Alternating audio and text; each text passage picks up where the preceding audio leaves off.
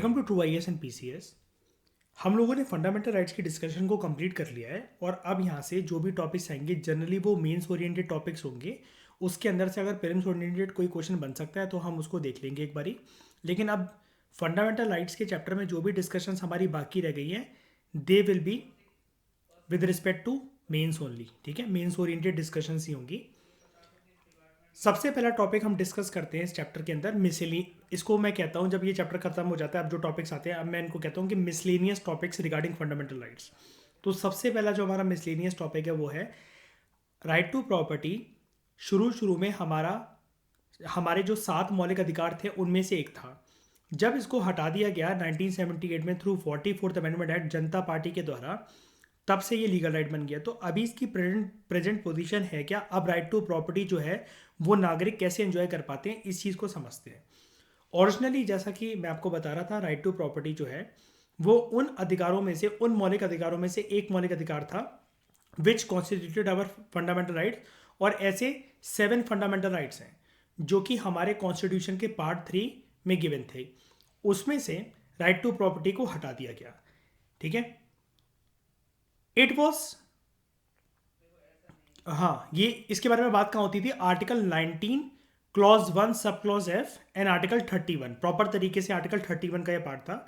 Article 19 clause 1 sub clause F जो है वो गारंटी करता है हर एक सिटीजन को कि हर एक नागरिक जो है उनके पास ये अधिकार है that they can acquire, they can hold and they can dispose any property जो उनके पास है। ठीक है, प्रॉपर्टी जनरली 2 तरह की होती है, movable and immovable. Technical terms में यहाँ पर जो बात होती है वो प्रॉपर जमीन की बात होती है, लेकिन इमूवेबल प्रॉपर्टी को भी आप इंक्लूड कर सकते हो। लेकिन 31 की जब आर्टिकल 31 हटी गया फंडामेंटल राइट्स की लिस्ट से, तो ये वाली डिबेट खत्म हो गई। हालांकि अधिकार तो है लेकिन मौलिक अधिकार नहीं रहा, फंडामेंटल राइट तो नहीं रहा, राइट तो है। अब हम देखेंगे कि कैसा राइट है। जो आर्टिकल 31 है, article 19 clause 1 sub clause F तो हमने देख लिया, लेकिन ये जो आर्टिकल 31 है जो कि हमारा प्रॉपर तरीके से एक मौलिक अधिकार था 1978 से पहले, 44th अमेंडमेंट एक्ट से पहले, ये गारंटी करता है हर एक नागरिक को, चाहे वो सिटीजन हो चाहे वो नॉन सिटीजन हो, कि उसके पास राइट है, right against deprivation of his property. उसको उसके प्रॉपर्टी से वंचित नहीं करा जा सकता, डिप्राइव नहीं करा जा सकता। ये प्रोवाइड करता था ये वाला article, that no person shall be deprived of his property except by authority of law. बस ये जो चीज़ डाल दी गई थी ना, इसी के तहत बस सरकार ने ये सोचा कि हम लोगों की प्रॉपर्टी ले तो सकते हैं, क्योंकि ये जो एक्सेप्ट है ना, ये एक एक्सेप्शन है, ये किंतु परंतु है। और हम इसकी भाषा को चेंज कर कर कुछ इस प्रकार से चेंज करते हैं कि भाषा तो चेंज होगी, जो भी हम एक लॉ बनाएंगे उसके अंतर्गत उस भाषा की टोन हम ऐसी रखेंगे कि वो टोन इसको खींच लेगी 7 मौलिक अधिकारों में से, और सिर्फ 6 रहेंगे जनता के पास और इसको खींच लिया जाएगा। तो एक टसल चली थी, आपको याद होगा, पार्लियामेंट और जुडिशरी के बीच में, जैसा कि हम अक्सर डिस्कस करते हैं ना कि फंडामेंटल राइट्स की लिस्ट में इसको रखा गया कि नहीं रखा गया। केसेस भी काफ़ी आए थे, जैसे हम तो सिर्फ एक ही जानते हैं, केशवानंदा भारती केस। लेकिन केशवानंदा भारती केस से पहले 6 साल पहले केस आया था 1967 में। कोई नाम बता सकता है मुझे उसका?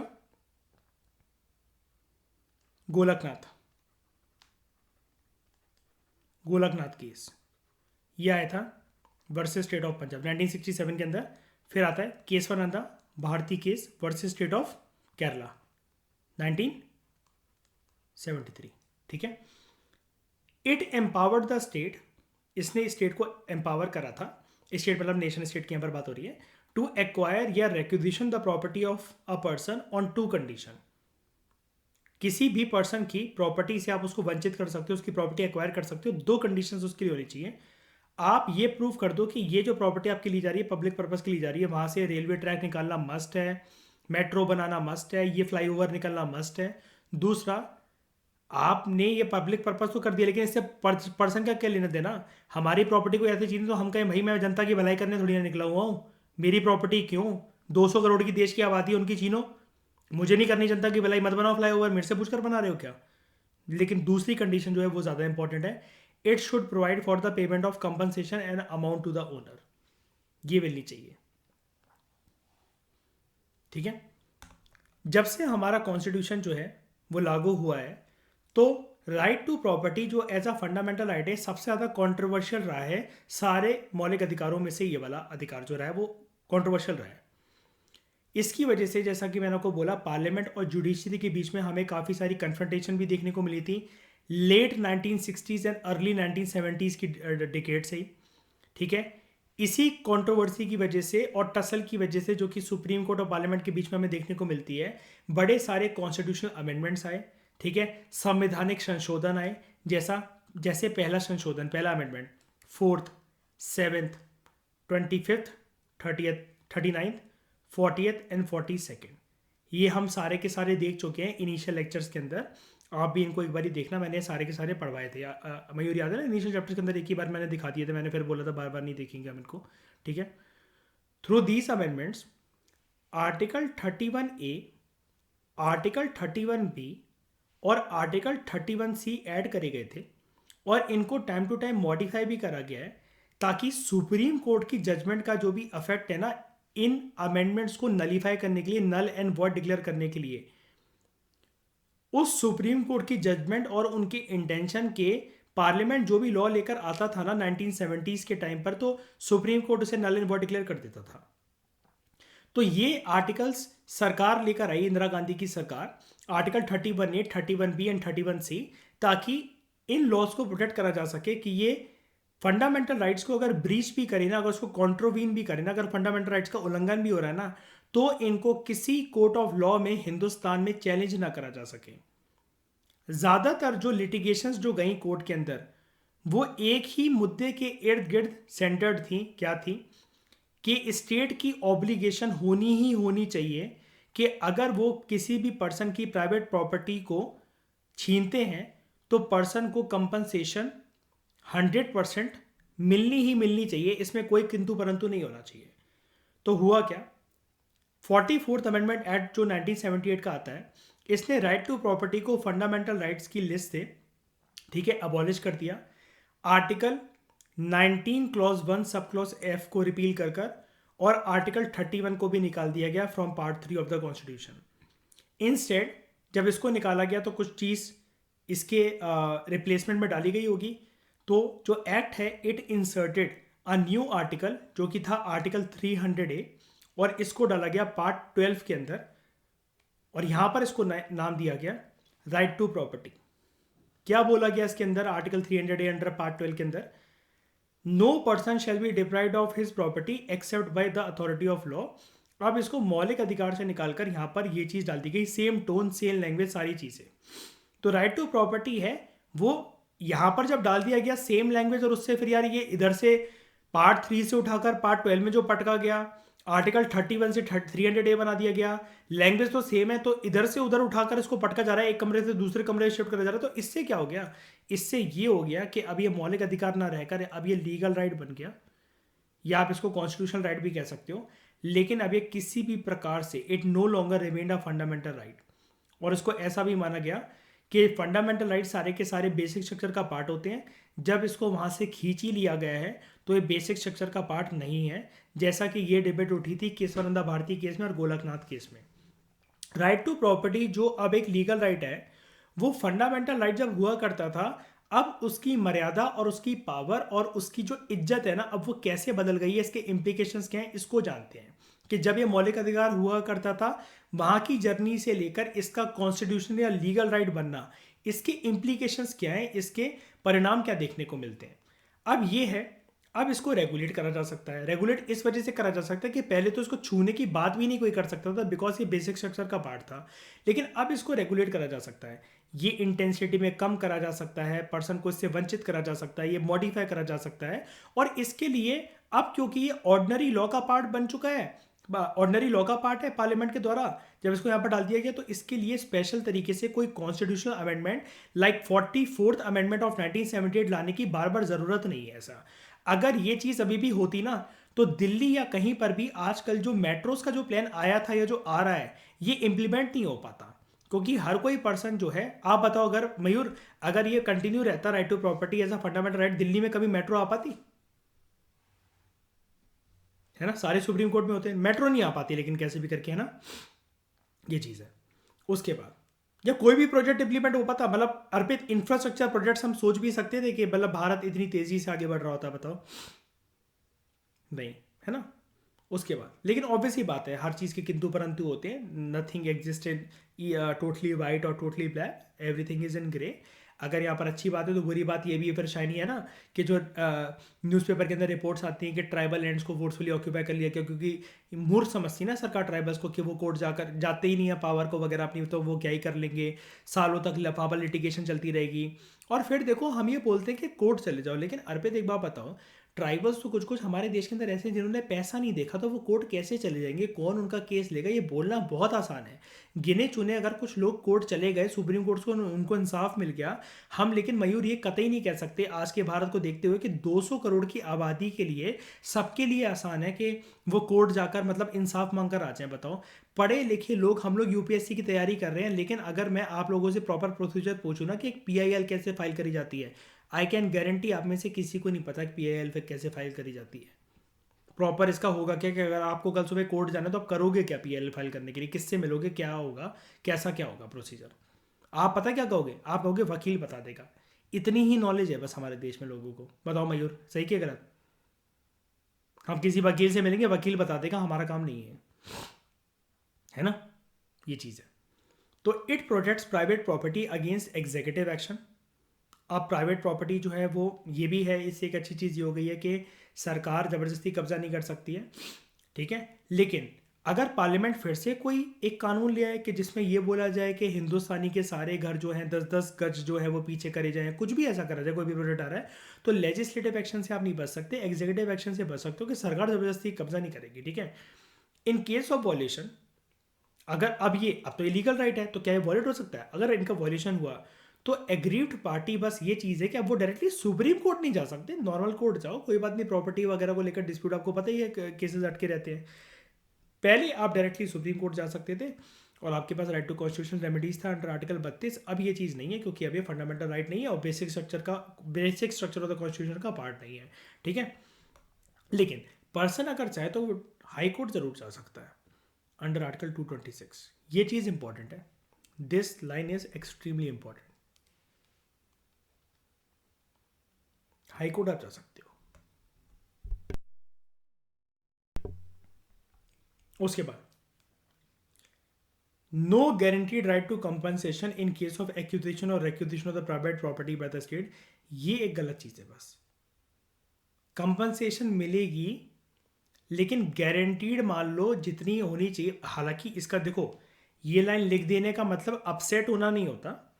अब ऐसे तो कल को आप सोचो कि हमारे घर में चलिए और वो बोले सरकार के आपको ये घर खाली करना है और हम एक्वायर कर रहे हैं और कोई कंपनसेशन भी मिलेगी। देखो, पूरा प्रॉपर्टी जिस जिस एरिया की हर एक लैंड की वैल्यू होती है उसको लैंड रिकॉर्ड्स में नाप तोल कर उसकी एक वैल्यू फिक्स करी जाती है और वो वैल्यू पकड़ाई ही जाएगी जनता को, वरना सबको पता है कि ये जो है कोर्ट चले जाएंगे। लेकिन ये गारंटीड राइट टू कंपनसेशन का यहाँ पर मतलब ये है, इसके लिए टोन कोई आपको नेगेटिव नहीं पकड़नी है। आप कल को ये कहो, जैसे ये कल को जो राइट टू प्रॉपर्टी है वो फंडामेंटल राइट था। अब फंडामेंटल राइट तो बेसिक स्ट्रक्चर का पार्ट है। भैया आप ये कह रहे हो मुझे मंजूर नहीं है, मैं 2 करोड़ में लूँ, मैं 2 करोड़ में बेचूंगा इसको, मुझे नहीं बेचना इसको 2 करोड़ में, मुझे 200 करोड़ चाहिए, इसके लिए 20 करोड़ चाहिए। अब आपने ये जो बार्गेनिंग का जो राइट है ना ये कर लिया है, आपके पास चला गया है। अब आप नहीं मांग सकते मुंह मांगी रकम, जितनी सरकार दे रही होगी वही चीज़ है आपके पास। अब एक गारंटीड राइट टू कंपनसेशन नहीं है। ये समझ में आया? इसका मतलब ये नहीं है कि कंपनसेशन नहीं मिलती है, कहीं से भी खदेड़ के भगा दिया गया। फिर ऐसे तो फिर अगर सरकार, एक बार बताना चाहिए, सरकार अगर इसको फॉर ग्रांटेड ले लेती तो मयूर सरकार के आराम से बैठी होती है। अभी तो पूरे हिंदुस्तान में सबको यही रिपोर्टें आ रही होती है। करंट अफेयर का एक नया मुद्दा बन गया होता कि कुछ लोग जो साल 2020 के कंपैरिजन में 2022 में कितने लोग सड़कों पर आ गए सरकार के इस कदम की वजह से, बताओ? है ना? इसकी थोड़ी सी यहाँ पर टोन गलत है जो यहाँ पर लिखा हुआ।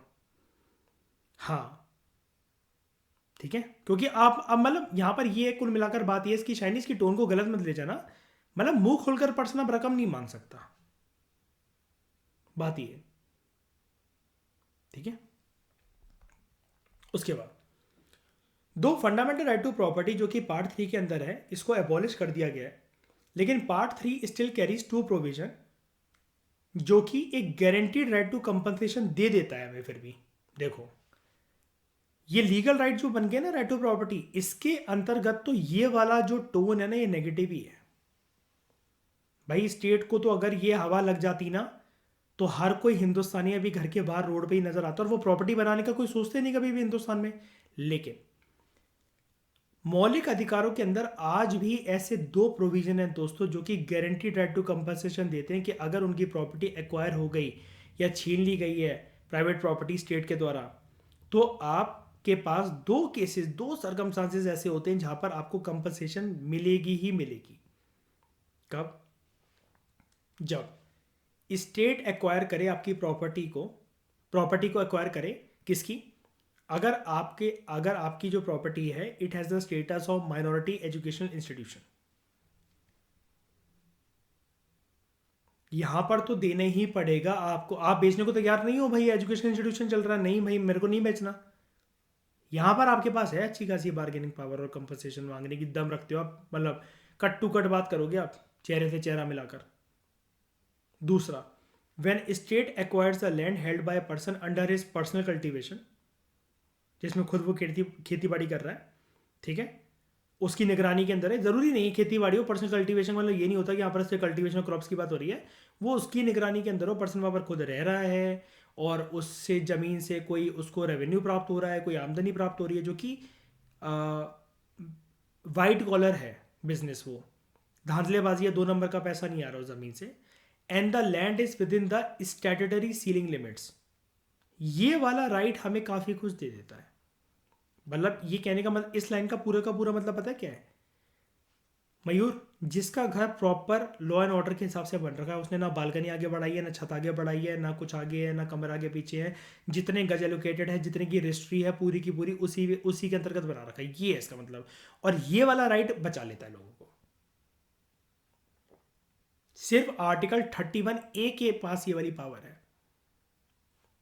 देख रहे हो सुगंधा दमदार है कि नहीं यार? पे बताओ, इन सारी बातों में तो बाकी सारे तो फीके हैं, मतलब फीकी फीकी बातें कर रहे हैं भाई। अर्पित बताना जरा, माइनॉरिटी एजुकेशन इंस्टीट्यूशन के कितने के पास ही होंगे बताना देश में? गिने चुने लोग, मुट्ठी भर से भी मुट्ठी भर लोग, है ना। लेकिन ये जो 31A है कि जब स्टेट एक्वायर करे एक लैंड एक ऐसे पर्सन का जिसमें पर्सन खुद रह रहा हो, वो उसका मालिक हो, वो उसकी ज़मीन हो, और जो ज़मीन जो है ना उसके पास मयूर, तो वो ना कानून के दायरे के अंदर पूरी की पूरी आती है। कोई कभी एमसीडी ने नोटिस नहीं दिया, कुछ नहीं दिया, उनका गज आगे नहीं है, बालकनी आगे नहीं है, कभी उन्होंने अपने जितनी भी एलोकेटेड प्रॉपर्टी की ज़मीन है, जितनी की रजिस्ट्री है, उससे आगे कभी कुछ नहीं करवा रखा,